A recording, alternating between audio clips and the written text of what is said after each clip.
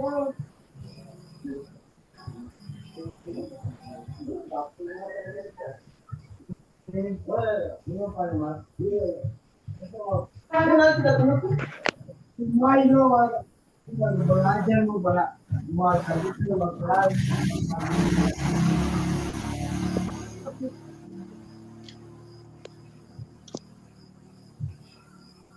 Bapak Ibu, terima kasih.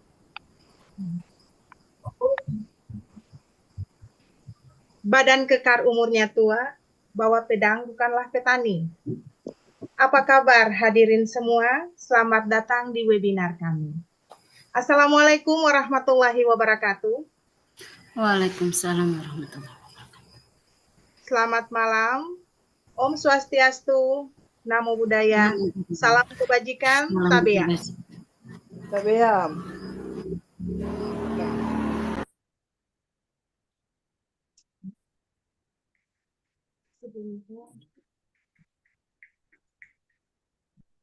Yang terhormat, Kepala Balai Guru Penggerak Provinsi Maluku, Bapak Dr. Lamansur, SPD, MPD. Yang terhormat, kedua narasumber hebat, serta Bapak Ibu semua yang telah meluangkan hadir dalam webinar malam ini.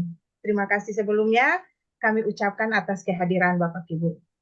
Bapak Ibu, puji syukur kehadirat Allah Subhanahu wa Ta'ala, Tuhan yang Maha Kuasa, atas limpahan karunia dan rahmat-Nya sehingga kita dapat berkumpul kembali pada hari ini dalam melakukan webinar yang diselenggarakan oleh Balai Guru Penggerak Provinsi Maluku dengan melalui kolaborasi komunitas belajar Provinsi Maluku.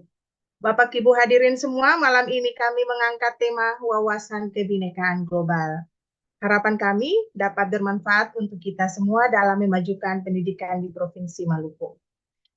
Tak kenal maka tak sayang, Bapak Ibu. Perkenalkan, saya Ahlasel dari komunitas belajar Arika SD Negeri 12 Ambon. Saya yang akan memandu acara pada malam hari ini sampai selesai. Harapan kami kita semua dapat berpartisipasi dengan baik demi kelancaran acara webinar malam ini.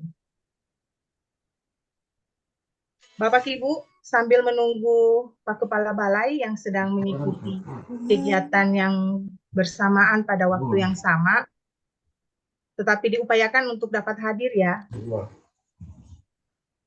Ya, harapan kami kita semua dapat menyelesaikan webinar ini dengan baik. Apabila dalam penyampaian materi nanti tiba-tiba Pak Kepala Balai akan masuk, berarti kami akan mempersilahkan Bapak Kepala untuk memberikan sambutan. Nah, untuk tidak meluangkan waktu, untuk tidak terlalu banyak membuang waktu, saya mengajak Bapak Ibu semua untuk langsung pada pemateri ya. Iya ya. Untuk pemateri yang pertama, Bapak Ibu. Iya. Siap, Ibu. Pemateri pertama.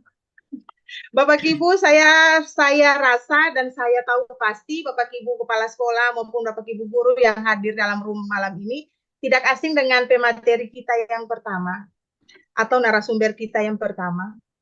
Bapak Ibu, narasumber kita yang pertama adalah salah seorang kepala sekolah pada Sekolah Penggerak Sekolah Dasar Negeri 64 di Kota Ambon. Selain itu, beliau merupakan Ketua K3S, Bapak Ibu. Ketua K3S Kota Ambon untuk periode tahun 2024 sampai tahun 2027. Bapak Ibu, Ibu Sri Luluk Agustiningsih, itu namanya, sangat cantik sekali seperti orangnya. Beliau biasa saya sapa dengan Ibu Luluk. Ibu Luluk ini merupakan salah seorang narasumber yang sering memfasilitasi kegiatan-kegiatan dalam bidang pendidikan pada provinsi kita, pada Provinsi Maluku, Bapak Ibu. Untuk kegiatannya sangat banyak sekali kegiatannya. Saya tidak dapat mengucapkan satu persatu, tapi dalam hati saya semoga saya bisa seperti beliau. Amin. Saya aminkan sendiri saja, Bapak Ibu.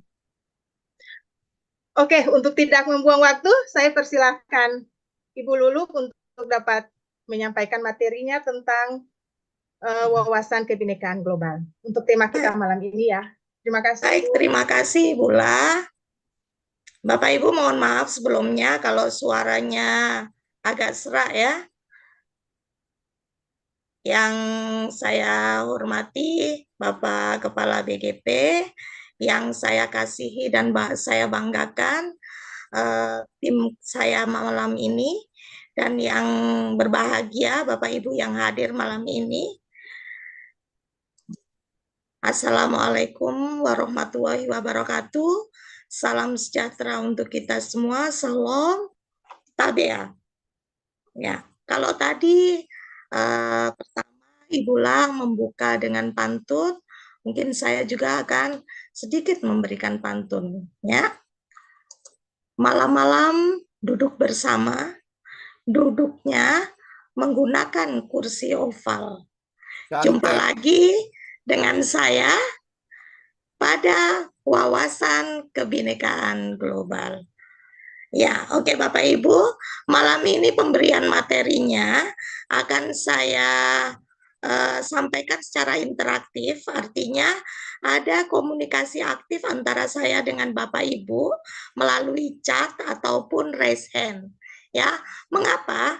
Karena saya yakin dan percaya materi malam ini sesungguhnya sudah Bapak Ibu pahami. Hanya Bapak Ibu mungkin secara konsep utuh itu belum sepenuhnya secara konkret memahaminya secara mendalam. Jadi kalau kita berbicara wawasan kebinekaan global, Bapak Ibu pasti sudah pernah mendengar kata tersebut, wawasan kebinekaan global. Kira-kira menurut Bapak Ibu sering mendengar kata itu di mana? Atau di dalam kurikulum Merdeka, Bapak Ibu mendengar kata itu ada di mana saja? Boleh dicek Bapak Ibu? Wawasan kebinekaan global. Saya baca chatnya ya di PMM, oke. Pak Idam bilang di PMM. Ada yang lain? Wawasan kebinekaan global, Bapak Ibu.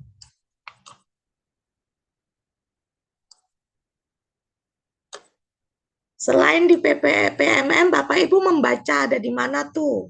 Kalau di dalam kurikulum Merdeka. Bapak Ibu ingat tema-tema yang ada pada proyek penguatan profil pelajar Pancasila? Oke, ada di dalam webinar IHT.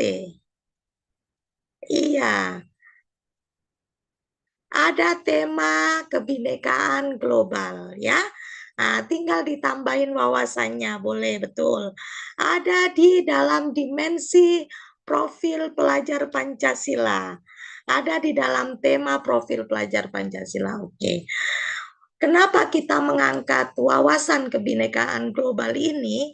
Karena memang erat kaitannya dengan kurikulum Merdeka yang pertama.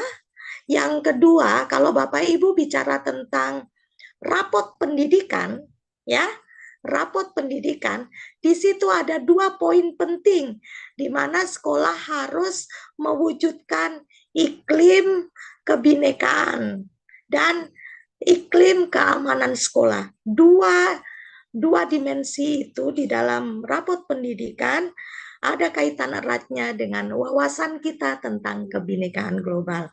Oke, baik Bapak Ibu, saya izin share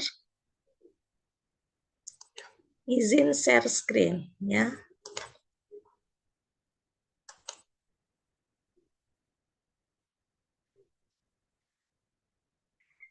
Bisa dilihat ya Bapak Ibu ya. Jelas. Nah, baik Bapak Ibu, seperti tadi yang saya bilang bahwa kali ini materi akan saya berikan secara interaktif supaya kita Bapak Ibu sendiri yang secara tidak langsung akan memahami konsep itu. Oke. Baik Bapak Ibu, sebenarnya di dalam materi wawasan kebinekaan global itu ada 5 topik besar yang dibicarakan. Tetapi kami hanya mengambil ambil 2 topik yang paling penting ya di dalam 5 topik itu. Nah, topik pertama yang saya bawakan kali ini adalah dunia yang berwarna. Nah, ini saya akan masuk di pertanyaan pertama, Bapak Ibu. Pernahkah Bapak dan Ibu membayangkan apa jadinya jika dunia ini seragam? Warna kulit kita bersama, bahasa kita sama, budaya kita sama, bentuk mata kita sama, bentuk hidung kita sama. Nah, menurut Bapak Ibu, apa yang bisa terjadi? Tolong bisa di-chat. Saya akan melihat minimal 5 chat dari teman-teman.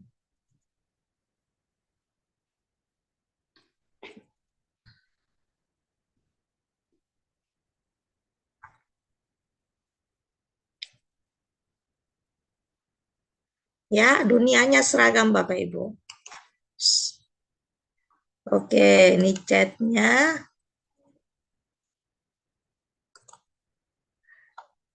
Tidak ada keunikan ya, ada yang bilang tidak ada keunikan. Ya.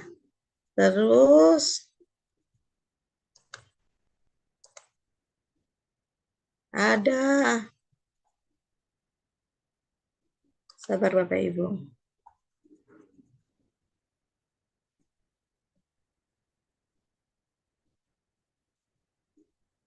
Oke, tidak ada keunikan dan ciri khas. Pasti hidup kita seragam, maka semuanya sama dan tidak bisa membedakan. Ya, oke ya. Kita cepat bosan, monoton, dan sebagainya. Baik Bapak Ibu, luar biasa ya. Bapak Ibu, jawaban dari Bapak Ibu ini sudah memberikan gambaran kepada saya bahwa sesungguhnya Bapak Ibu itu sudah paham ya bahwa memang apa yang sebenarnya kita bicarakan sekarang ini penting bagi kita. Ya, berikut saya akan share ya. Sebenarnya jawaban Bapak Ibu itu sudah sangat benar sekali ya, sehingga nah sekarang sabar Bapak Ibu, saya kehilangan wajahnya Bapak Ibu dan semuanya. Ini tadi saya hang dari tadi nih laptopnya, tiba-tiba seperti itu. Jadi sabar ya.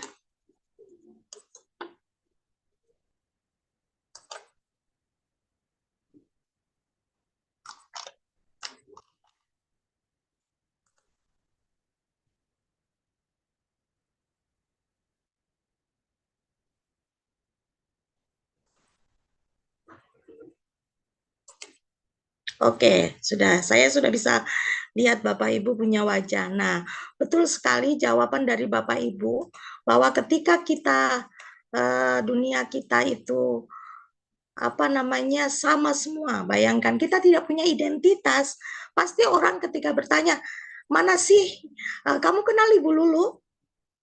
Kenal yang seperti apa orangnya? Nah, kita nggak akan bisa menjelaskan ciri khas dia gitu ya. Nah, tetapi mari kita lihat secara dalam, sebenarnya ketika dunia itu seragam, ada untung dan ruginya Bapak Ibu ya. Ya, kalau ruginya itu apa? Yang terutama Bapak Ibu, yang seperti Bapak Ibu jelaskan tadi, selain itu Bapak Ibu bisa lihat bahwa pasti dia akan ada kreativitas seni, musik, dan inovasi. Bayangkan, kita sendiri sudah bisa tahu bahwa budaya kita itu karena perbedaan, ya. Lalu yang kedua, berkurangnya pengetahuan di berbagai aspek kehidupan. Mengapa? Loh, kan sama ilmunya, isi otaknya sama. Semua sama. Jadi saya tidak bisa belajar dari Bapak Ibu. Mungkin saya juga tidak bisa memberikan sesuatu kepada Bapak Ibu. Saya tidak bisa berkolaborasi dengan orang lain. Saya tidak perlu karena kita sama. Lalu yang ketiga, kita kehilangan identitas yang tadi ya. Yang keempat, miskin perspektif yang berbeda di berbagai tempat. Nah, tapi ada keuntungannya juga ya. Ya, tidak ada kebingungan. Pastinya seperti itu. Lalu muncul kesetaraan. Baik ya. Terima kasih teman-teman, jawabannya memang luar biasa ya. Nah, berikut pertanyaan kedua. Apakah Bapak dan Ibu pernah berpikir untuk dilahirkan kembali dari bangsa lain? Ya, jadi apakah Bapak Ibu berpikir pengen dilahirkan kembali menjadi bangsa yang lain, dari bangsa yang lain, bukan bangsa Indonesia ya? Jika ya, ingin dilahirkan sebagai bangsa atau warga negara apa? Namun, jika tidak, kenapa Bapak Ibu, nanti ini saya lanjutkan ya. Yang pertama dulu. Nah, pengen jadi orang apa? Nah, ini. Ya. Kalau Bapak Ibu bisa baca pertanyaan kedua, boleh langsung dijawab. Kalau jika Bapak Ibu memang tetap pengen jadi bangsa Indonesia, ya, mengapa? Alasannya mengapa pengen jadi bangsa Indonesia? Nah, menarik kan pertanyaannya? Saya cukup memberi pertanyaan, Bapak Ibu pasti akan mengerti arah wawasan kebinekaan global. Oh, ada yang pengen menjawab langsung dari Pak Roni. Pak Roni, boleh dibuka, Pak Idom? Boleh mic-nya dibuka, Pak? Saya juga akan baca chat-nya teman-teman ya. Silakan Pak Roni, mikrofonnya sudah dibuka. Saya ingin dilahirkan menjadi warga negara Indonesia saja. Ya, tidak. Semua kepingin jadi bangsa Indonesia ternyata. Teman-teman ya.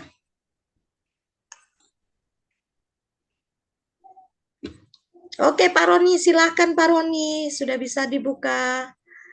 Pak Roni. Pak Roni, suaranya saya belum dengar.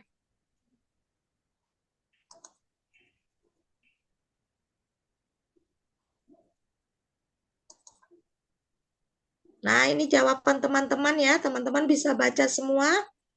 Tetap menjadi bangsa Indonesia saja. Karena bangsa Indonesia itu unik dengan kemajemukannya. Nah, itu ya Bapak Ibu ya. Ada yang sudah menjawab pertanyaan kedua. Ini teman baik Pak Idam. Saya ingin dilahirkan jadi warga negara Indonesia. Karena orang-orang Indonesia memiliki toleransi yang tinggi. Ada dari Ibu Kristiana Kartikasari. Tidak, saya bangga menjadi bangsa Indonesia yang memiliki keanekaragaman bahasa daerah, budaya, adat istiadat, serta keunikan yang lain. Wow, ada yang menjawab NKRI harga mati. Iya. Berarti di sini kita semua mencintai Indonesia ya. Bapak Ibu luar biasa. Nah, baik Bapak Ibu kita lanjut ya. Yang penting saya sudah melihat jawaban dari Bapak Ibu atas pertanyaannya. Rata-rata Bapak Ibu, ini jawaban saya waktu itu Bapak Ibu. Saya juga menjawab, saya tetap mencintai Indonesia, bangga. Kenapa? Bayangkan Indonesia memiliki 300 suku, 700 bahasa, ya, keanekaragaman budaya lainnya, ya, dan sebagainya ya Bapak Ibu ya. Secara perjuangannya yang luar biasa. Apalagi kulinernya yang suka makan. Nah, ini pasti ya kebetulan saya ini alhamdulillah diberikan kemudahan untuk bisa jalan-jalan ke seluruh Indonesia ya. Sehingga saya banyak belajar tentang itu. Saya sendiri orang Jawa tetapi di mana bumi dipijak, di situ langit dijunjung. Sekarang sudah menjadi orang Ambon. Ya Bapak Ibu. Nah, itu Bapak Ibu ya. Kita ingat bahwa Bhinneka Tunggal Ika. Berbeda-beda tetapi tetap satu juga. Nah, pertanyaan ketiga. Oke, siap. Nah, ini nih yang yang sekarang penting dibicarakan. Kalau menurut Bapak Ibu, apakah dunia saat ini sedang damai, sedang baik-baik saja? Menurut Bapak Ibu seperti apa? Dunia kita saat ini apakah sedang baik-baik saja? Saya pengen mencari jawaban dari teman-teman ya. Jadi jawaban di sini tidak ada yang benar dan salah, tetapi pandangan teman-teman. Oke, saya melihat ada yang raise hand. Tadi Pak Idam ada raise hand ya? Iya, Ibu. Silakan Pak Idam. Oke, Ya, baik, kami Ibu akan yang mendengarkan. luar biasa. Terima kasih atas kesempatannya. Saya langsung saja terkait dengan dunia pada saat ini. Menurut saya, dunia saat ini, suasana dunia saat ini tidak baik-baik. Tidak ada damai-damainya, ada beberapa belahan bumi yang tidak ada baik-baik seperti di Palestina dan lain-lain. Jadi itu diakibatkan karena kebinekaan global ditanamkan di dunia internasional kurang, menurut saya. Kemudian tidak saling menghargai, tidak ditanamkan nilai-nilai kebinekaan global di dunia internasional. Itu aja, terima kasih. Oke, itu dari Pak Idam ya. Dari teman-teman kira-kira ada yang lain jawabannya? Boleh di chat ya teman-teman. Jadi tergantung sudut pandang masing-masing ya. Kalau Pak Idam sedang melihat dunia ini tidak baik-baik saja. Karena apa? Karena memang ada saudara-saudara kita yang sedang berkonflik ya. Nah, seperti itu Bapak Ibu. Nah, ini nyata ya. Mengapa? Karena wawasan kebinekaan global belum ada pada diri mereka. Nah, sekarang mulai hari ini Bapak Ibu, saya berharap setelah kita memahami dari proses tanya jawab ini, Bapak Ibu sudah harus menanamkan pada diri kita bahwa perbedaan itu indah. Perbedaan itu adalah sesuatu yang hakiki ya, memang yang sudah digariskan oleh Tuhan gitu loh. Bahkan orang kembar pun tidak ada yang sama persis ya, sama. Nah, sekarang pertanyaan berikut ya Bapak Ibu. Nanti kita bisa melihat data ya. Jawaban saya ini dari data, tetapi tadi Pak Idham sudah menyebutkan. Jadi kita ke pertanyaan selanjutnya. Bagaimana jadinya jika manusia di dunia ini ya hanya boleh tinggal di tempat asalnya saja, tidak boleh ada migrasi, tidak boleh kemana-mana pokoknya. Kamu lahir di situ, nah kamu besar di situ, kamu tidak boleh kemana-mana. Nah kalau menurut teman-teman bagaimana ya? Apa dampaknya kalau kita tidak boleh kemana-mana? Ya, ada yang langsung di chat ya Bapak Ibu. Langsung chat saja, silahkan. Tidak terjadi peperangan di berbagai negara, tetapi kita ingin sebagai bangsa Indonesia, kita mau berdamai karena damai itu indah. Itu dari Ibu Flora, SD Belso. Ya, ada yang lain, silakan Bapak Ibu. Bagaimana seandainya kita tidak boleh kemana-mana, kita cuma tinggal di daerah asal kita ya. Berarti saya tidak akan sampai di Ambon dong ya, tidak ketemu Bapak Ibu. Ayo Bapak Ibu silakan boleh di chat. Atau ada yang mau menjawab langsung? Boleh Bapak Ibu kalau ingin menjawab langsung? Silakan raise hand. Sebenarnya ini di dalam materi ini Bapak Ibu nanti saya akan share materi besarnya ya. Itu ada permainan-permainan sampai Bapak Ibu bisa memahami. Kalau saya dengan pertanyaan, kalau materi sesungguhnya yang kita ikuti itu dengan permainan Bapak Ibu.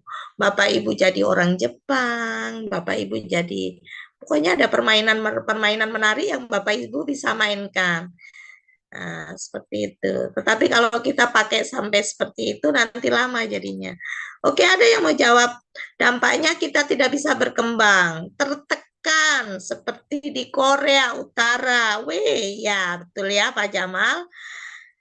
Kita tidak akan berkembang, hidup kita akan statis. Nah, bosan Bu, hidup kita jadi monoton, betul.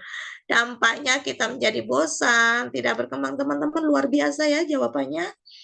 Oke, luar biasa. Jadi sudah cukup saya kira teman-teman ya. Jadi betul apa yang dikatakan teman-teman, bahwa ketika kita hanya tinggal di satu tempat, tidak boleh kemana-mana, pasti tadi bosan. Kenapa? Budayanya jadinya terbatas, ya. Di situ aja ketemu orang itu aja. Nah, perekonomian tidak seimbang, ya. Kalau orang-orang yang tinggal di situ orang-orang hebat, berarti ekonominya bagaimana? Yang biar hebat semua, tetapi kalau tidak ada yang beli, kalau dia berdagang misalnya, kalau tidak ada yang beli mau bagaimana, ya kan begitu. Jadi harus ada harus ada memang perbedaan-perbedaan ya. Nah, Bapak Ibu contohnya ya, kalau seandainya saya hanya di Jawa terus, saya tidak akan bisa lihat indahnya Ambon. Saya tidak akan bisa belajar, apa sih bambu gila itu, kayak gitu ya kan. Nah, ini yang mari kita coba lihat, terus perekonomian orang Ambon itu seperti apa ya. Jadi sebenarnya pernikahan dua budaya yang berbeda itu membuat anak-anak kita itu kaya loh Bapak Ibu, kaya budaya, kaya apa ya, karakteristik, pasti mereka berbeda. Nah, pengetahuan dan inovasinya juga terbatas. Kenapa? Karena jika orang hanya tinggal di satu tempat, ya, kolaborasi lintas itu tidak akan terjadi, ya. Penemuan-penemuan mungkin terhambat, ya. Lalu masalah lingkungan tentunya. Kalau yang misalnya produktif dalam keluarga menghasilkan anak di situ, ada yang tidak produktif. Misalnya kayak sekarang ya, negara yang sangat kurang penduduknya seperti Jepang, ya kan, kayak begitu. Kalau kita tidak bisa migrasi ke sana ya, memang mereka sudah kosong ya. Tapi ada yang sangat padat. Nah, seperti itu. Ya, Bapak Ibu. Terus krisis kemanusiaan. Nah, mereka akan menghadapi konflik, bencana alam, ya, pelanggaran hak asasi, ya, tidak dapat mencari tempat perlindungan. Bapak Ibu yang suka mencari tempat perlindungan orang Rohingya ya, datang mencari tempat perlindungan di tempat lain. Perubahan demografi, ya Bapak Ibu.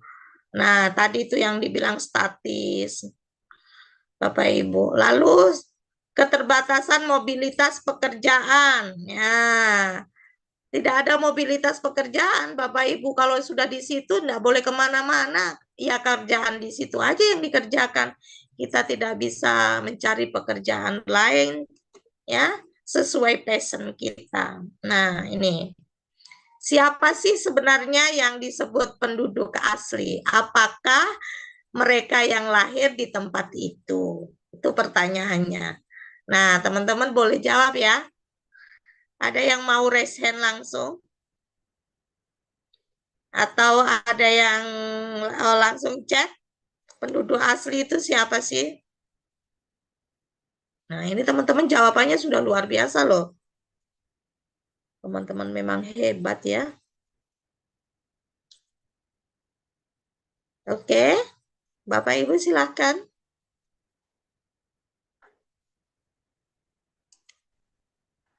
Siapa yang disebut penduduk asli itu? Apakah mereka yang lahir di situ, di tempat itu? Nah, ada yang bisa jawab? Oh, Ibu Grace, silakan. Silakan buka mic-nya, Bu. Ya, Oke, silakan. menurut saya yang disebut dengan penduduk asli itu itu warga yang asli dari tempat tersebut, yang dia sudah lahir, dia hidup, dan dia lebih mencari nafkah atau domisili secara turun temurun di suatu daerah tertentu, ya Oh seperti iya, itu. oke, betul sekali ya Bu ya. Jadi bukan cuma yang lahir di tempat itu saja, tetapi punya ikatan budaya ya, budaya, sudah turun kekeluargaan, ya. temurun, kekeluargaan di situ. Jadi ada beberapa cirinya ya yang sudah disebutkan. Nah, jadi lahir ya, ada keterkaitan budayanya. Biasanya juga apa Bapak Ibu? Ditandai dengan punya ciri khas ya tertentu. Nah, kedudukan historis, perlindungan haknya, ya itu sudah. Nah, oke, terima kasih Bu Grace. Saya yakin dan percaya teman-teman juga di sini sudah cat penduduk yang turun temurun, penduduk asli mereka yang berasal dari tempat itu, ya, warga asli, orang yang tinggal dan berdiam di situ. Iya, penduduk asli sering juga disebut pribumi. Ya, ini teman-teman sudah sangat paham ya tentang ini. Jadi, selanjutnya Bapak Ibu, kita masuk di pertanyaan refleksi. Ini pertanyaan refleksi Bapak Ibu. Jadi, Bapak Ibu di sini saya yakin dan percaya ada Bapak Ibu kepala sekolah, ada calon kepala sekolah karena banyak guru penggerak nih yang saya lihat. Nah, jika Anda seseorang yang diberikan kekuasaan atau memiliki kekuasaan, apa kebijakan yang akan Anda buat? Ya, bagaimana agar manusia bisa hidup damai berdampingan? Jadi kebijakan apa yang Anda akan buat sehubungan menciptakan kedamaian? Nah, ini ada kaitannya dengan keputusan Bapak Ibu ya. Ketika Bapak Ibu diberikan kekuasaan, apalagi kepala sekolah kan diberikan kekuasaan untuk mengatur sekolahnya agar perbedaan tadi bisa berdampingan. Kebijakan apa yang bisa dibuat? Tapi kalau di sini ada Pak RT, mungkin teman-teman ada yang jadi RT atau suaminya kepala dinas ya. Nah, dan sebagainya. Ayo boleh membayangkan. Atau kalau perlu Bapak Ibu membayangkan sebagai presiden. Oke, Pak Idam silakan. Ya, baik. Terima kasih Ibu narasumber hebat. Saya langsung saja. Jika saya memiliki kekuasaan, kebijakan yang saya ambil untuk bagaimana membuat manusia bisa hidup damai dan berdampingan, yaitu pertama-tama yang harus saya lakukan yaitu menciptakan meningkatkan budaya-budaya setempat, kemudian membuat kerukunan antara hidup beragama, kemudian yang berikut yaitu menciptakan suasana damai di antara sesama dengan membuat nilai-nilai budaya dari masing-masing daerah atau masing-masing kelompok tertentu saling menghargai budaya-budaya itu. Kemudian budaya-budaya itu kita kemas dalam satu untuk dalam hal ini menjalin kebersamaan dengan budaya-budaya yang ada, saling menghargai perbedaan-perbedaan itu, etnis, suku, bangsa dan sebagainya. Itu yang menurut saya. Terima kasih. Oke, luar biasa. Jadi sudah siap ya Pak Idam jadi kepala sekolah. Nanti pasti sekolahnya aman, ya iklim kebinekaannya meningkat. Oke, ada tambahan dari Ibu Grace. Silakan Ibu sayang. Ya, terima kasih Ibu kecepatannya.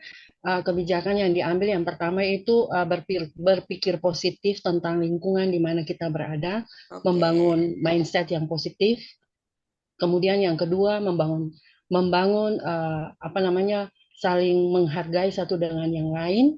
Dan berikutnya juga kita membangun kerjasama di antara pihak sekolah dan komite dan juga stakeholder yang ada di lingkungan sekitar kita. Demikian ya. Luar biasa. Jadi karena Ibu Grace menempatkan diri sebagai kepala sekolah, maka yang dilakukan itu berpikir positif terhadap semua perbedaan yang ada. Yang kedua harus ada kerjasama dengan seluruh stakeholder. Oke, luar biasa ya. Ada lagi yang masih raise hand? Oke, tidak ada. Kalau tidak ada, saya baca jawaban yang lain, teman-teman. Masyarakat adalah penduduk. Ini. Melestarikan kebudayaan. Ini dari Ibu Valen, ya. Melestarikan kebudayaan. Harus bijaksana dalam mengambil keputusan. Tetap menjaga interaksi yang baik dengan orang lain. Dari Pak Aprianto, Ibu Kristina memberikan kebebasan yang bertanggung jawab dan tidak menyinggung suku, agama, dan ras, saling menghargai dan kerjasama dengan sesama. Ya, itu jawaban dari teman-teman. Ya, ini bukan berarti jawab. Ada Ibu Sapia Marasabesi ingin menjawab. Silakan Bu, ditambahkan. Buka mic-nya ya. Silakan Bu, Ibu Sapia. Buka mic-nya, lalu menjawab pertanyaan. Kalau tidak ada, saya lanjut. Bukan berarti jawaban teman-teman itu salah, tetapi mungkin teman-teman akan terinspirasi. Oh, ada dari Ibu Frida. Mau menjawab, Ibu sayang? Iya. Buka dulu, sayang. Buka dulu, Ibu.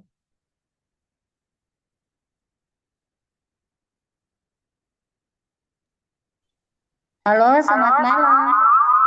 Ya, bisa Bu. Bisa jawab, bisa. Ya, jika suatu saat saya akan menjadi pemimpin, saya akan mengutamakan kepentingan bersama daripada kepentingan pribadi. Artinya bahwa sebagai seorang pemimpin itu, jika kata ada di dalamnya kepentingan bersama, ada kerjasama di antara pimpinan dengan bawahan maupun juga dengan orang tua, maka terjadi komunikasi yang baik untuk membawakan lembaga itu ke arah yang baik, supaya dapat interaksi dengan baik dalam mengupayakan kepentingan-kepentingan sekolah tersebut. Itu saya, terima kasih. Oke, jadi intinya kepentingan bersama harus didahulukan ya Bu ya. Oke, baik teman-teman, jawabannya teman-teman itu sudah bagus sekali. Mungkin tapi saya akan share, mungkin ini akan memberikan inspirasi juga buat teman-teman ya, selain apa yang dijawab teman-teman. Nah, sering melakukan dialog dan diplomasi, karena supaya apa? Supaya kita mengetahui alasan-alasan ketika terjadi sebuah konflik atau perbedaan ya. Nah, ini untuk apa tujuannya? Untuk membangun kesepahaman yang sama. Ya, ini dialog itu penting Bapak Ibu ya. Yang kedua, memberikan pendidikan dan kesadaran seperti sekarang ini ya, tentang pentingnya, tentang uniknya perbedaan ya, tentang dunia kita yang berwarna ya kan. Perlindungan hak asasi manusia, penting menghargai, menegakkan hak-hak yang harus diterima oleh orang lain. Nah, tadi ya, seperti Ibu Frida bilang, dengan mengutamakan kepentingan bersama. Nah, memberikan kebijakan yang inklusif, ya, artinya tidak memihak, tidak boleh memihak satu kelompok tertentu. Lalu pengelolaan sumber daya alam, ya, manusia itu harus adil. Nah, ini. Lalu penanganan konflik yang langsung ya, tidak bisa ditunda-tunda. Nah, ini. Lalu kerjasama. Nah, tadi jawabannya teman-teman tadi ada semua ini. Ya, oke. Nah, ternyata dari semua rangkaian pertanyaan-pertanyaan yang tadi sudah dijawab, saya yakin dan percaya teman-teman sudah mulai sedikit mendapatkan atau bahkan banyak ya mendapatkan gambaran tentang apa sih wawasan kebinekaan global ya. Ya, bahwa itu tentang pemahaman kita tentang keunikan, keberagaman, perbedaan yang ada di dunia ya, tidak hanya di sekitar kita ya. Yang di sekitar kita ada banyak, apalagi dunia. Makanya ketika pembelajaran terjadi juga, kita harus melayani murid sesuai dengan kebutuhan belajar karena mereka juga berbeda. Ya, kesimpulannya adalah kita adalah satu kesatuan yang berbeda. Ingat Bapak Ibu, ada kata satu kesatuan tapi berbeda, ya. Ini yang harus kita lihat. Lalu yang kedua, di dunia ini terdapat ragam manusia, bangsa, dan bahasa yang merupakan takdir dan kuasa Tuhan. Jadi itu memang mutlak adanya, bukan dibuat-buat.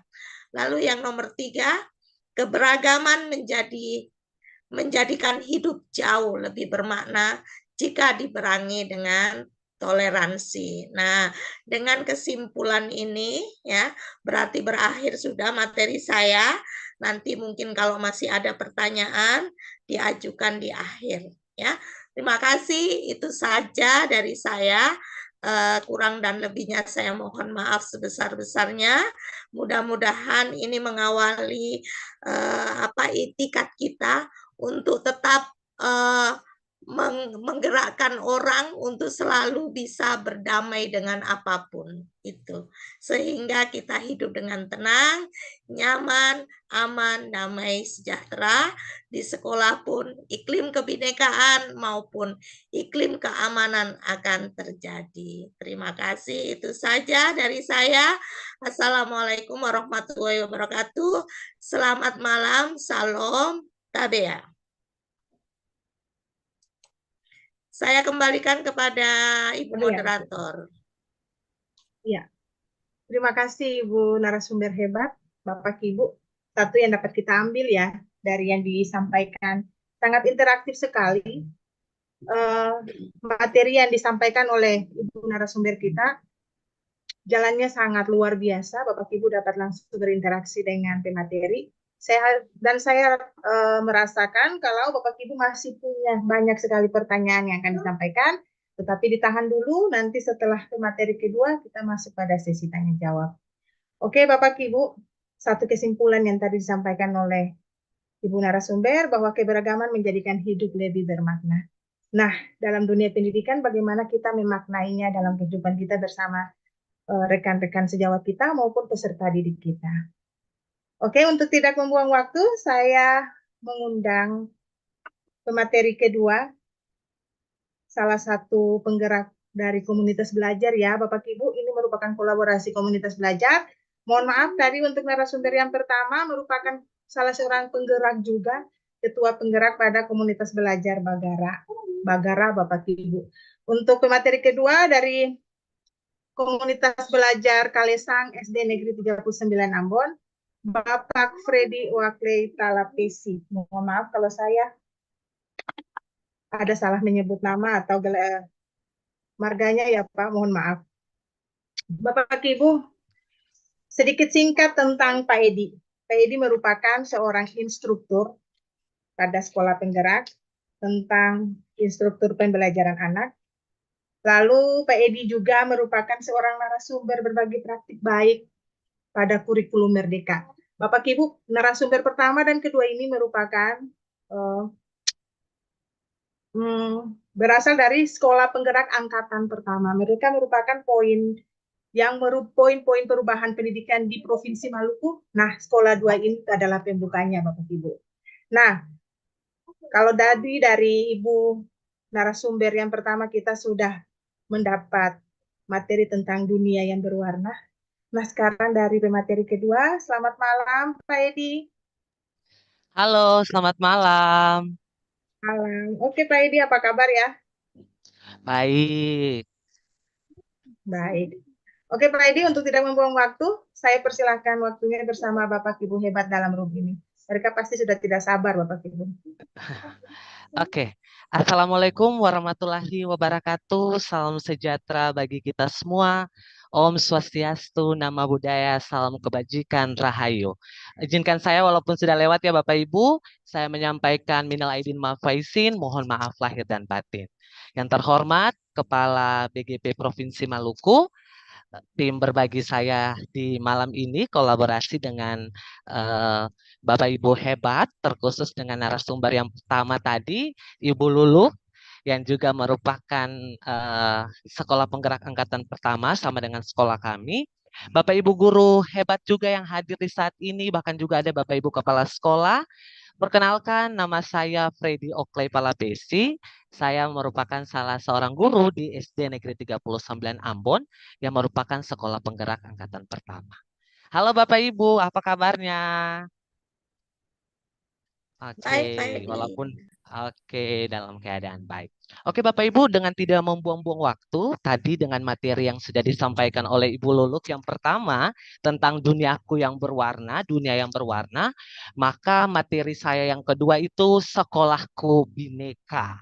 Wah, materi yang menarik nih, bineka di sekolah. Oke, saya boleh izin share screen dulu?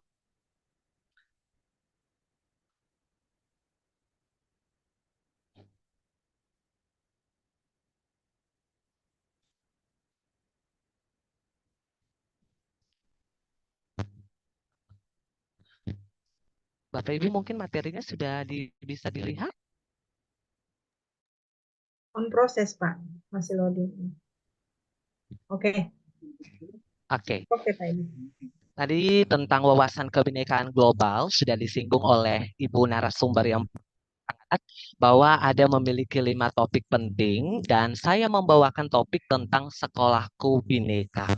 Bapak Ibu, sebelum saya mulai dengan materi, kami dari komunitas SD 39 Ambon dengan komunitas belajar Kalesang, saya sedikit menjelaskan profil kami. Ini merupakan komunitas kami, komunitas belajar Kalesang SD Negeri 39 Ambon dengan 2 program yaitu Sari Sabtu Berbagi dan Masohi for Merdeka. Saya terkesima ya dengan pantun yang dibawakan oleh Ibu moderator, bahkan tadi juga disambut baik oleh narasumber kita yang pertama. Saya juga punya pantun nih. Jalan-jalan ke pasar tradisional, singgah sebentar membeli jamu. Mari belajar wawasan kebinekaan global, membuka cakrawala dan memperkaya ilmu. Oke, siap-siap ya. Oke, next. Ternyata ada salah seorang tokoh kita yang merupakan tokoh pelopor kemerdekaan kita. Presiden pertama kita, Bung Karno, biasa kita sapa. Bung Karno pernah katakan bahwa keberagaman adalah kekayaan yang harus dirayakan. Ya, keberagaman itu merupakan kekayaan yang harus kita rayakan. Bayangkan saja, Bapak Ibu, kita pernah melihat atau kita pernah dengar yang namanya pelangi. Pelangi, pelangi, alangkah indahnya dari warna merah, warna hijau, dan sampai pada warna kuning. Bagaimana kalau pelangi hanya warna hitam saja atau warna kuning saja? Oh, berarti tidak bisa kita nyanyi pelangi, pelangi, alangkah indahnya. Oh, tidak bisa. Pelangi, pelangi, monoton warnanya, hitam-hitam saja, kuning-kuning saja, mungkin gitu ya. Jadi sebuah statement dari Bung Karno bahwa keberagaman adalah kekayaan yang harus dirayakan menjadi dasar dan basic untuk kita belajar materi di saat ini. Oke, saya mulai materi ini juga dengan pendapat. Saya ingin mendengar pendapat dari Bapak Ibu semua. Jalan-jalan ke Pulau Banda, cakep. Singgah sebentar, membeli bakmi. Keragaman apakah yang dimiliki oleh sekolah Anda? Ayo berbagi dengan kami. Ayo Bapak Ibu, mungkin bisa berbagi melalui kolom chat. Atau Bapak Ibu juga pengen untuk berbicara, boleh menggunakan fitur raise hand.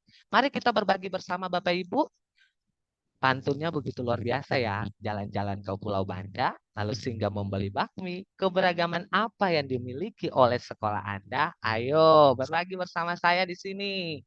Ayo Bapak Ibu, saya tunggu jawaban baiknya dari Bapak Ibu semua. Mungkin ada yang boleh mengirim di kolom chat, bahkan juga ada yang mau menjawab secara langsung.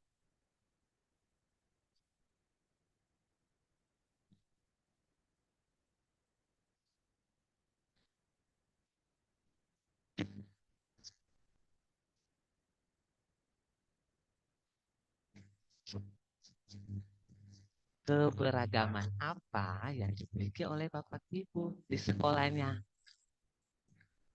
Mungkin siapa yang mau menjawab, Bapak Ibu boleh berbagi. Di kolom chat boleh, di raise hand juga boleh.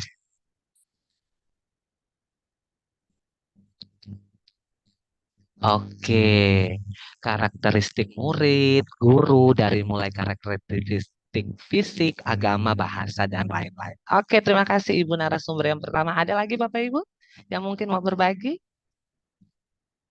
Keberagaman suku, bangsa, agama, budaya, dan lain-lain. Terima kasih Ibu Yohana. Oke, baik. Keberagaman pendapat, suku, budaya, juga agama, bahkan cita-cita dan hobi, karakter, bakat, agama. Ada juga yang menjawab bahwa keragaman karakteristik siswa maupun karakteristik daripada guru sendiri. Oke, baik Bapak Ibu, terima kasih atas jawaban-jawaban hebat dari Bapak Ibu semua. Bahwa kita tahu bersama bahwa Indonesia itu merupakan negara yang masyarakatnya ada dalam sebuah perbedaan sehingga disebut sebagai masyarakat majemuk. Ini juga ditegaskan dalam semboyan Bhinneka Tunggal Ika. Kita tahu bersama yang memiliki arti bahwa berbeda-beda tetapi tetap satu. Namun perjuangan panjang para pahlawan melawan penjajah itu juga yang mengantarkan kita pada yang namanya kemerdekaan. Nah, kemerdekaan Indonesia ini bukanlah pemberian dari bangsa lain, Bapak Ibu, tetapi hasil perjuangan dari pahlawan atau dari bangsa kita sendiri yang dimerdekakan pada tanggal 17 Agustus 1945. Itu artinya untuk menjaga semboyan Bhinneka Tunggal Ika, maka kita harus hidup dengan rukun dalam realitas masyarakat yang penuh dengan kemajemukan. Artinya bahwa pendidikan nilai kebinekaan itu tidak hanya cukup kita ajarkan setiap hari, namun juga secara efektif ditumbuhkan lewat rasa cinta dan karakter baik di hati setiap peserta didik yang jauh lebih utama membiasakan mereka untuk memberikan nilai-nilai dalam kehidupan sehari-hari. Jadi tidak perlu kita setiap hari menyampaikan kepada mereka si A harus melakukan ini, si B melakukan ini, si C melakukan ini. Tetapi mari kita mengajak mereka semua, ayo kita lakukan yang namanya keberagaman itu setiap hari. Lebih ke tindakan nyata kita. Oke, saya lanjut. Nah, di sini ada teori pengajaran karakter dari Licona yang meliputi 3 pendidikan karakter. Yang pertama bahwa anak itu dia diberi pengetahuan dan pemahaman tentang nilai-nilai kebaikan yang universal sehingga dia membentuk yang namanya kepercayaan diri. Jadi ketika Bapak Ibu menanamkan pemahaman yang baik kepada anak, Bapak Ibu memberikan stimulus berupa pengetahuan yang baik kepada anak, maka terbentuk yang namanya kepercayaan diri anak. Anak lebih percaya bahwa oh ternyata dirinya bisa, saya bisa. Tetapi kalau Bapak Ibu justru menjas anak dengan hal-hal yang tidak baik, merendahkan mereka, maka mereka tidak menjadi yang namanya tidak ada rasa kepercayaan diri. Maka itu yang penting menjadi fondasi bahwa kepercayaan diri anak itu sangat penting. Yang kedua, bahwa anak-anak itu tidak hanya memiliki pemahaman saja, namun sistem pendidikan juga harus berperan untuk mendukung mereka mencintai nilai-nilai tersebut agar mereka dapat menjadi sebuah moral feeling. Jadi mereka mencintai apa yang menjadi nilai-nilai kebaikan yang sudah kita tanam berdasarkan yang pertama tadi, kepercayaan diri mereka. Dan yang ketiga, ketika kita sudah membentuk pemahaman sikap mereka, maka mereka akan bertindak sesuai dengan nilai-nilai kebaikannya. Oke, baik Bapak Ibu. Mari kita belajar dari link berikut ini.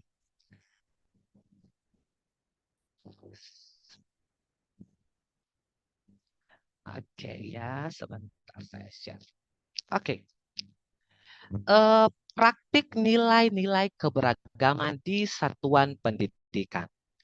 Pendidikan toleransi merupakan proses di mana guru mengajarkan siswa untuk dapat menerapkan, bahkan juga menerima, bahkan juga mengajarkan dan menghormati semua keberagaman yang ada di dalam lingkungan sekolah. Namun, bagaimana cara kita mengaplikasikan nilai toleransi di sekolah? Karena tadi sesuai materi saya bahwa sekolahku bineka. Yang pertama, implementasi nilai toleransi di sekolah. Nah, ada dua strategi utama yang bisa kita lakukan. Yang pertama yaitu dengan memperkuat budaya sekolah dengan nilai-nilai toleransi dan memperkuat budaya kelas dengan nilai-nilai toleransi. Artinya bahwa kunci sukses dari strategi ini ada di kepala sekolah sebagai pengambil kebijakan. Bahwa kepala sekolah itu berperan sangat vital dalam mewujudkan nilai-nilai toleransi yang ada. Kelima nilai toleransi itu biasa dimulai dengan yang pertama, komitmen kebangsaan. Yang kedua, bagaimana cara berpikir. Yang ketiga, kesetaraan dan kemanusiaan. Bagaimana berpikir terbuka dan kritis. Yang terakhir adalah kita akomodatif terhadap nilai-nilai lokal. Nah, ternyata yang kedua kita bisa lakukan dengan cara memperkuat budaya sekolah dengan aktivitas kebinekaan. Yang pertama bisa dengan olahraga dan permainan, seni budaya dan agama, media komunikasi visual, kolaborasi, bahkan juga dengan metode yang pertama itu contohnya merayakan batik. Kita menggunakan batik setiap tanggal 2 Oktober, menyelenggarakan kegiatan yang bertujuan untuk mempromosikan batik seperti aktivitas lain-lainnya. Kalau di Maluku kan kita setiap hari Kamis menggunakan celeto. Itu artinya kita sudah mulai menerapkan nilai-nilai kebinekaan dan hanya perlu dikembangkan agar nilai-nilai kebinekaan itu tidak terkikis dengan perkembangan-perkembangan dunia sekarang ini. Apalagi Bapak Ibu kita tahu bahwa dunia sekarang ini kan banyak anak-anak muda yang cenderung untuk mempelajari budaya-budaya luar. Tapi sebenarnya itu tidak menjadi masalah. Hanya saja mencintai bahkan juga melestarikan budaya daerah juga itu merupakan sebuah kekayaan bagi diri kita. Ada juga yang melalui festival budaya, bahkan juga dengan kegiatan-kegiatan yang mendukung akan kebinekaan itu. Nah, ternyata di Ambon sendiri atau di Maluku sendiri ada yang namanya Pela Gandong. Belajar dari persaudaraan di Maluku. Nah, ada kearifan lokal, identitas atau kepribadian budaya yang membentuk jati diri sebuah bangsa, bahkan juga dengan festival-festival agama yang juga dapat memperkaya kita untuk pemahaman tentang indahnya keberagaman yang ada di bangsa Indonesia, terkhusus di Maluku sebagai yang tadi saya bilang hidup orang basudara. Ada satu poster menarik belajar damai dari kearifan lokal. Ada berbagai tradisi-tradisi yang disampaikan dan yang paling terakhir itu ada tradisi Bela Gandong, bahwa kebudayaan khas Maluku Bela itu diartikan sebagai perjanjian persaudaraan antara satu agama dengan antara satu negeri dengan negeri yang lain yang berada di pulau lain yang juga kadang mengandung agama yang berbeda. Sedangkan gandong itu bermakna adik. Sebenarnya di Maluku ini juga menjadi cikal bakal kebinekaan yang harus kita terapkan dan kita jaga itu dengan baik. Nah, konsep yang ketiga, area memasukkan nilai toleransi di kelas. Melalui apa? Melalui pengelolaan kelas dengan strategi, metode, media, lingkungan belajar, sumber belajar, kurikulum dengan konten, topik, RPP, penilaian, bahkan proyek, yaitu pembelajaran berbasis proyek. Jadi sebenarnya Bapak Ibu ini sudah melakukan yang namanya kebinekaan di sekolah. Bapak Ibu juga sudah mulai menanyakan pendapat daripada ketika Bapak Ibu mengajar, bahkan juga dalam konten RPP dan modul ajar, Bapak Ibu juga sudah mengisikan yang namanya diskusi. Itu berarti keberagaman pendapat yang ada pada siswa A, bahkan juga siswa B, Bapak Ibu bisa satukan itu agar menjadi sebuah yang terbaik dalam pembelajaran Bapak Ibu. Jadi sebenarnya Bapak Ibu semua di sini sudah hebat-hebat dalam menerapkan kebinekaan. Bapak Ibu juga sudah menuangkan diskusi dalam metode pembelajaran, media pembelajaran juga, apalagi kalau berbicara tentang provinsi-provinsi, makanan-makanan khas daerah, bahkan lagu-lagu ada khas daerah, semua Bapak Ibu sudah melakukan itu dengan baik. Saya juga lihat ada beberapa sekolah yang sudah melakukan kunjungan-kunjungan ke museum atau juga rumah-rumah ibadah lainnya. Nah, ada di sini bahwa terkait dengan proyek pembelajaran, yaitu pembelajaran berbasis proyek. Bapak Ibu, saya mau share nih sedikit tentang proyek di sekolah kami. Ini ya, nanti saya share. Oke. Sip. Nah, ini merupakan modul proyek kami yang akan kami rencanakan untuk dijalankan di bulan Mei ini terkait dengan tema Bhinneka Tunggal Ika dengan topik merawat toleransi dalam bingkai keberagaman. Ini merupakan modul yang kami angkat di fase C, di mana tujuan proyek ini juga mengacu pada bingkai keberagaman untuk memberikan rasa toleransi berempati baik di lingkungan keluarga, sekolah maupun masyarakat. Nah, jadi pada intinya Bapak Ibu, proyek ini kami akan membuat atau kami sudah turun ke berbagai tempat-tempat ibadah yang ada di Maluku, di Kota Ambon khususnya. Jadi anak-anak akan mengunjungi itu. Mereka akan mensurvei, bahkan juga mereka akan mengkaji setiap hal yang ada di situ terkait dengan cara beribadah. Bahkan mereka juga akan melakukan wawancara untuk mengulik-ngulik apa sih yang menjadi keberagaman kami, terkhusus juga dalam aktivitas modul yang sudah kami tuangkan ini. Jadi mereka akan berperan aktif untuk turun ke berbagai tempat ibadah, melakukan wawancara dengan pemuka-pemuka agama, kemudian itu akan digelarkan dalam sebuah video yang juga akan kami punya, dan ini merupakan proyek kami di fase C yang juga bertujuan sebenarnya untuk membentuk nilai toleransi baik dari anak-anak sehingga anak-anak itu lebih memiliki rasa toleransi, menumbuhkan rasa toleransi, bahkan agar rasa toleransi itu tidak terkikis pada anak-anak.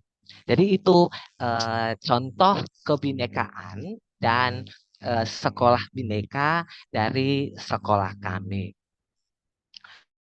Nah, Bapak Ibu, kalau tadi kita sudah belajar dan saya juga sudah sedikit berbagi, saya bolehkah mendengar Bapak Ibu apakah di sini ada yang sudah punya pembelajaran yang menemukan tentang keberagaman pendapat, lalu bagaimana Bapak Ibu mengatasinya, atau Bapak Ibu dalam kelas itu atau dalam lingkungan sekolah mengalami perbedaan-perbedaan pendapat, kira-kira bagaimana sih Bapak Ibu mengatasi hal-hal tersebut?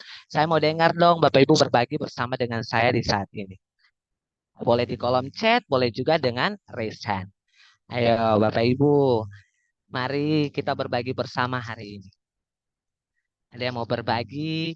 Mungkin ketika dia mengajar, dia menemui kendala seperti apa. Terus jalan keluar yang dia pakai seperti apa. Sebenarnya dengan berbagi ini, kita semua bisa menambah ilmu, agar juga bisa membuktikan di kelas kita masing-masing. Oke. Bapak Ibu boleh di kolom chat, boleh juga Bapak Ibu mau berbicara secara langsung juga pun boleh.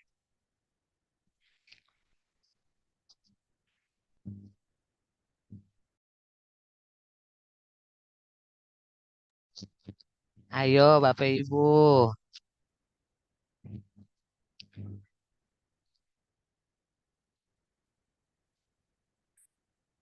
Ibu Grace mungkin ada yang mau berbicara, mau sampaikan sesuatu?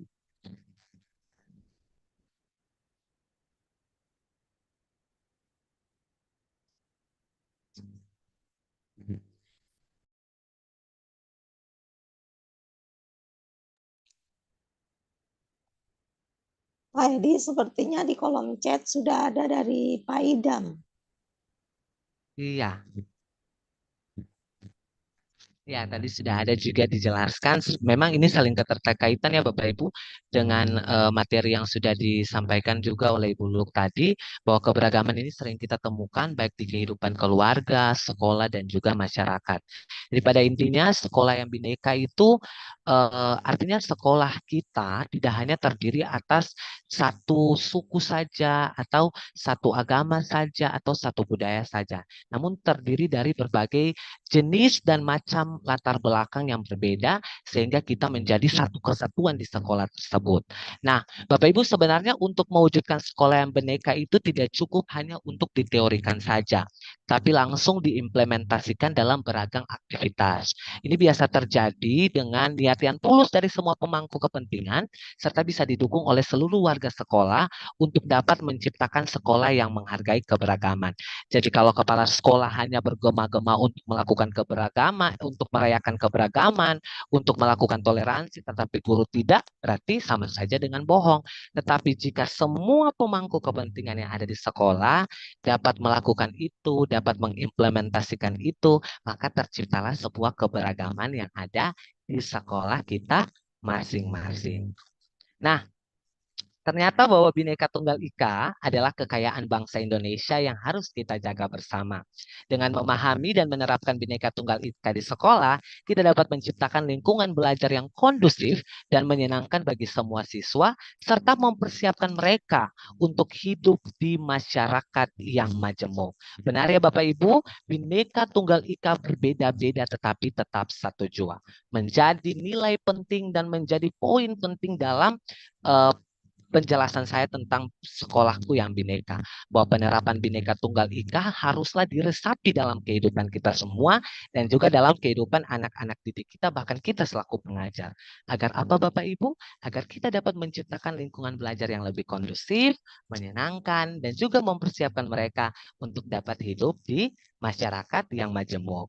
Jadi yang tadi saya sudah katakan dari awal, bahwa sekolah bineka itu sesuatu yang harus dirayakan. Seperti yang tadi disampaikan oleh Insinyur Soekarno. Bahwa perbedaan itu bukan sebuah kekurangan bagi kita. Justru itu indah untuk kita semua. Oke Bapak Ibu, itu saja mungkin dari saya materi singkat yang boleh saya bawakan. Saya menutup sesi saya kali ini dengan sebuah pantun, jalan-jalan dengan Ibu Maya, singgah sebentar di jalan selamat. Demikian materi dari saya, semoga ilmunya bermanfaat. Saya kembalikan kepada Ibu Moderator. Sekian dan terima kasih. Wassalamualaikum warahmatullahi wabarakatuh. Waalaikumsalam. Terima kasih Pak Edi untuk materinya. Sekolahku Bhinneka. Luar biasa, Pak. Oke, Bapak Ibu, kita masuk pada sesi berikutnya, sesi tanya jawab. Walaupun dengan pemateri pertama, waduh, sudah yang raise hand. Oke, Bapak Ibu, ada sedikit saya ingin menyampaikan. Dalam sesi tanya jawab ini, saya berikan 2 sesi ya. Untuk sesi pertama, saya berikan 3 penanya untuk narasumber pertama. Begitupun untuk narasumber yang kedua, 3 penanya dulu. Untuk narasumber yang pertama Ibu Luluh maupun narasumber yang kedua juga 3 penanya. Nanti saya akan buka sesi yang kedua lagi. Untuk jumlahnya, nanti kita sesuaikan dengan waktu kita malam ini. Oke, untuk tidak membuang waktu, untuk Bapak Ibu boleh raise hand, boleh juga menuliskan pertanyaannya pada kolom chat. Saya lihat sudah raise hand di sini Pak Rasid. Boleh Pak Rasid?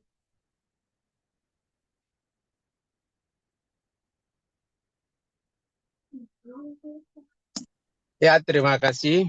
Bisa dengar suara saya? Bisa, Pak. Ya. Assalamualaikum warahmatullahi wabarakatuh. Selamat malam buat kita semua, Tabea. Alhamdulillah, kita sudah bisa ketemu lagi dalam webinar kali ini. Semoga bermanfaat bagi kita semua. Apa yang kita dapatkan pada hari ini cukup luar biasa ya Bapak Ibu, dari Ibu Guru hebat yang mungkin bisa mencerahkan pikiran kita.